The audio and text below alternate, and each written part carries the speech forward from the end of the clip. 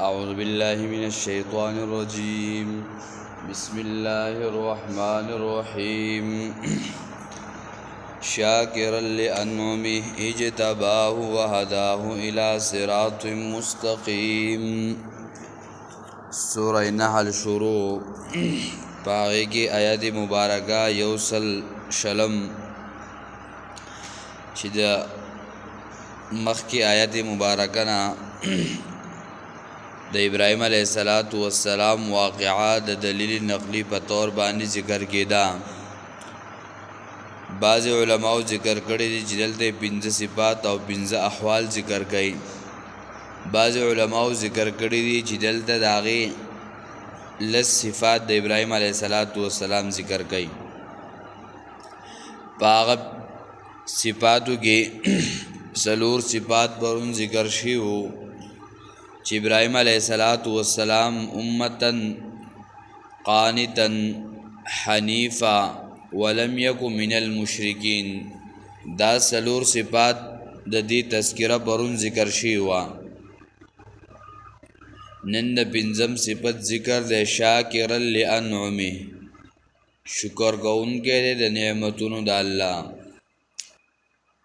نو دلته جمع راوړی دا او جمع قلت ذکر کړی دا، یو کثرت او یو قلت.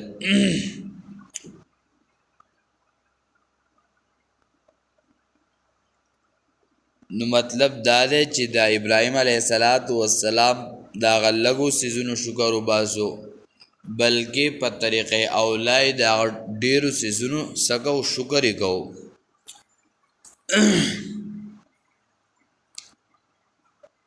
او انسان له پکار دی چې دې شکر کوي.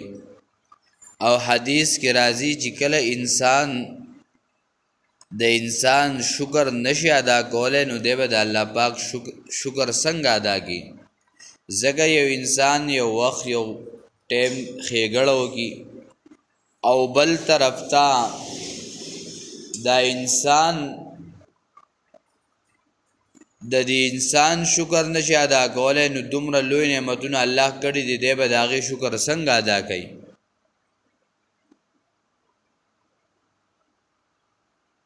نو په دې کې اشاره ده چې تاسو شکر گزار بندگان جوړ شي. وقلیل من عبادی الشکور. او حدیث کې راځي وایي چې کله یو انسان د په مړه خېټه ډوډۍ وخوري او د الله جل شانه شکر وباسي، د دې مثال داسې دی چې یو سړی وږی دی په دغه لوږه باندې صبر کوي او د صبر سره روژه هم نیولې ده. نو دوی انسان ته الله دومره اجر ورکوي چې کله سړی په مړه خېټه ډوډۍ وخوري او د هغې نه پس څه چل وکړي، شکر وباسي د الله جل شانه. او سوره ابراهیم کې هم دغه خبره ذکر شي ده، وَإِذْ تَأَذَّنَ رَبُّكُمْ لَئِنْ شَكَرْتُمْ لَأَزِيدَنَّكُمْ.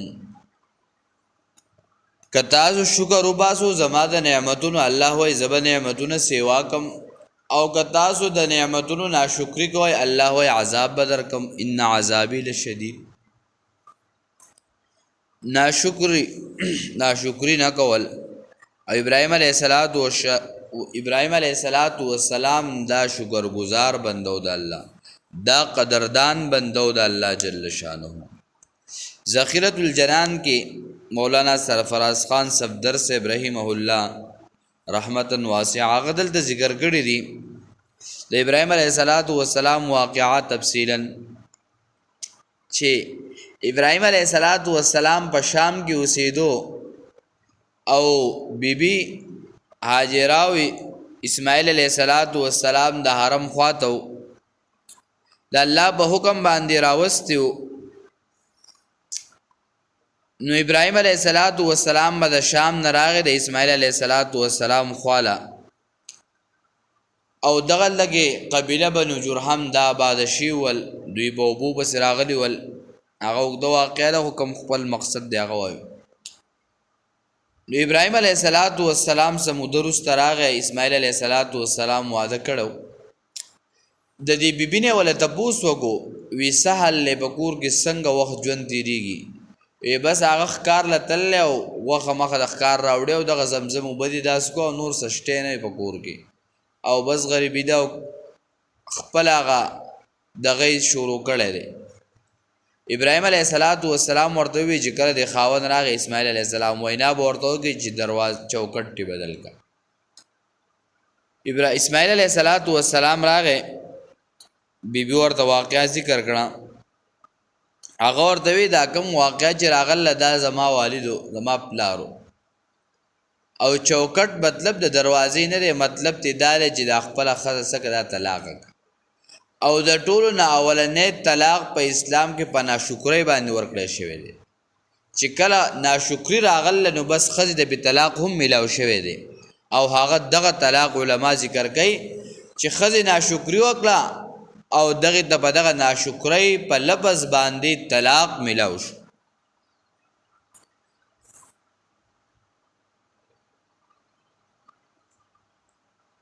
او حدیث کې راځي نبی علیہ السلام هغه لاړ چکرې د جهنم ولګو. نبی علیہ السلام ډېرې زیاتې ښځې په جهنم کې ولیدي. نبی علیہ السلام نه تپوس وشو ای د الله رسوله دا څه وجه وه؟ وی دا په ناشکرۍ وي نه دا په ناشکرۍ خو د خاوند په ناشکرۍ باندې چې د خاوند ناشکري کوي په دې باندې دغه ښځې په جهنم کې دي. او بیا د دنیا هغه بیا وسنۍ د دې سوچ او فکر ضمیر دماغ هر څه بدللی د دې دماغ سوچ فکر الا ماشاء الله من شاء الله. بعضې چرته یو زنانه به په ښځو کې به چرته یو ښځی د هغې سوچ فکر دماغ هر څه به بدل وي نورې ټولې به بل طرف. خاوند غریب ساروزي تر ماښامه پورې لګیای د چا سره نوکري کې د بل د جیب نه پیسې وصولول دا ډېر ګران کار دی. هغه ته پاسې کېناستل جي او ښځې او سر او دا یو شی بل شی او ماښام راشي غریب ستړی ستومانه په کور کې او چې په ښځه باندې په کور کې ورځ کمه شي نو په خوله کې صحیح او په دومره وخت مې تېر کړو ستا په کور کې مې چېرته ښه ورځ ونه لیده وایي چې راغلی یم جو بس دغه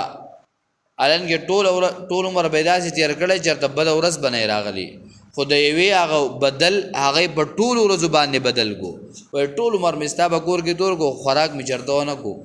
چېرته ومې نه خوړه که تا نه خوړی ته به په کور کې وي. نو د دې وجې ناشکري د ټول نه زیاته دا په چا کې موجود ده دا به زنانو کې. بیا نو ابراهیم علیه السلام راغی په دویمه پیره چې کله یې وکتل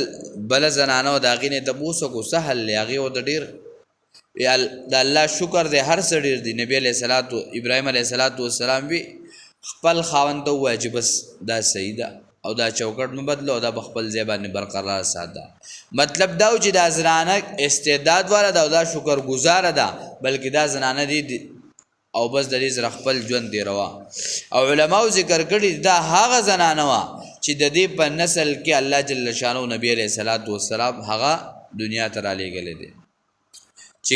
زنانه شکر وباسو نو الله وله څومره په نسل کې ور الله انبیا پیدا کړل او بیا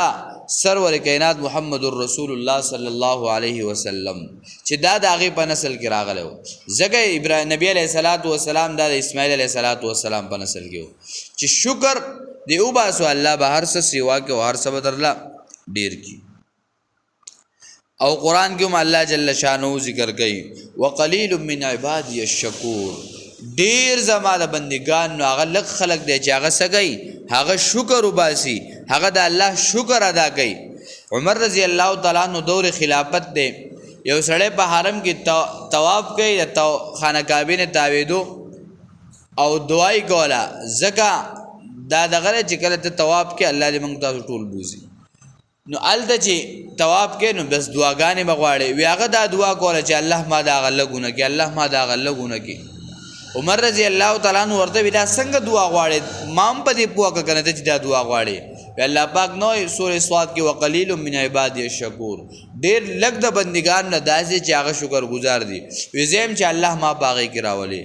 عمر رضی الله تعالی عنہ په ژړا شو او وی فرمایل وی او د عمر نه هم خلق شته چې هغه ډیر پوهه دی او بیا خپل دلیل په قران سره ورګي دا ډیر ښه پوهه دی د عمر رضی الله تعالی عنہ دا خلق او شکر کول نو نبی علیہ الصلوۃ والسلام بارک راضی عائشہ رضی الله تعالی عنها فرمای وی نبی علیہ الصلوۃ والسلام مبارک یوش پودریدو او ټول شپه یو آیات مبارک تلاوت کو ان تعذبهم فانهم عبادك وان تغفر لهم فانك انت العزيز الحكيم الله دا ستا بندگان دي کدوی تبخي نو هم ستانه سوک تپوس والا نشتا او کو تول عذاب ورګه بیا هم سوک تپوس والا نشتا الله تقادر مطلق دا هر څه اختیارمند دی سوک تپوس والا نشتا سوک سوال والا نشتا او دغه یو آیت تلاوت کو تر سحر پوری نبی علیہ الصلوۃ والسلام لګیاو او دا آیت عیسی علیہ الصلوۃ والسلام هم تلاوت کړو عائشہ رضی الله تعالی عنها فرمایي دا الله رسوله تخو الله پاک بخلای عائشہ رضی الله تعالی عنها د فرمایي عائشہ ستاغه خدانه چې د الله پاک د شکر گزار بندگان نه جوړ شم نو د دین معلومه شو چې شکر په عبادت سره دی شکر پس سره دی په عبادت سره 15 وخت مونږ دا شکر دی د رمضان روزي نیول دا شکر دی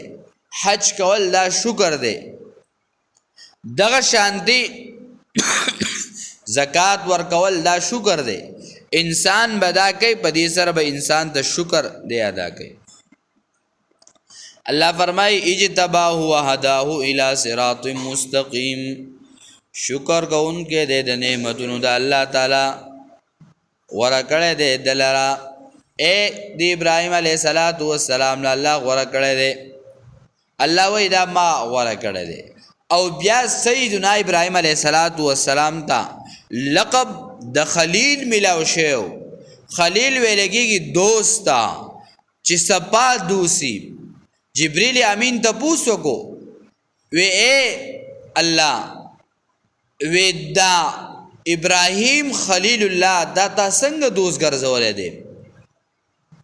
جبریل امین ته الله فرمایل وی ګټه غواړي ته لاړ شه او ته دا ابراهیم امتحان والا ابراهیم علیه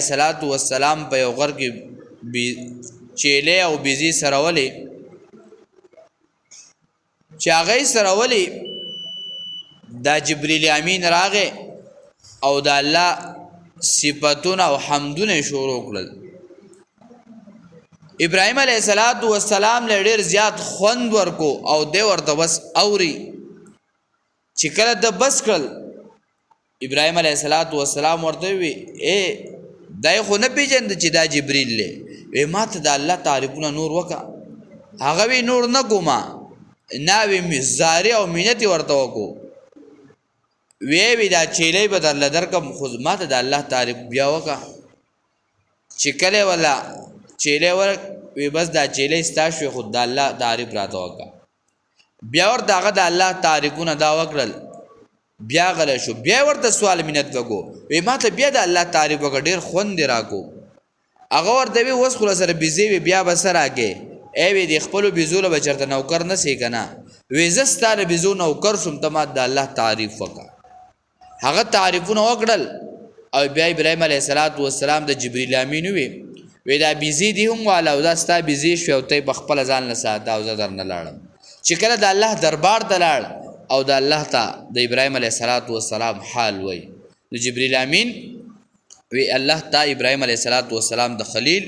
ولی ویل دی تا ولی غره کړه دی وهديناه الى صراط مستقيم او هدایت کړو په طرف د نیغلار اغه نیغلار سره هغه برابر د دین دا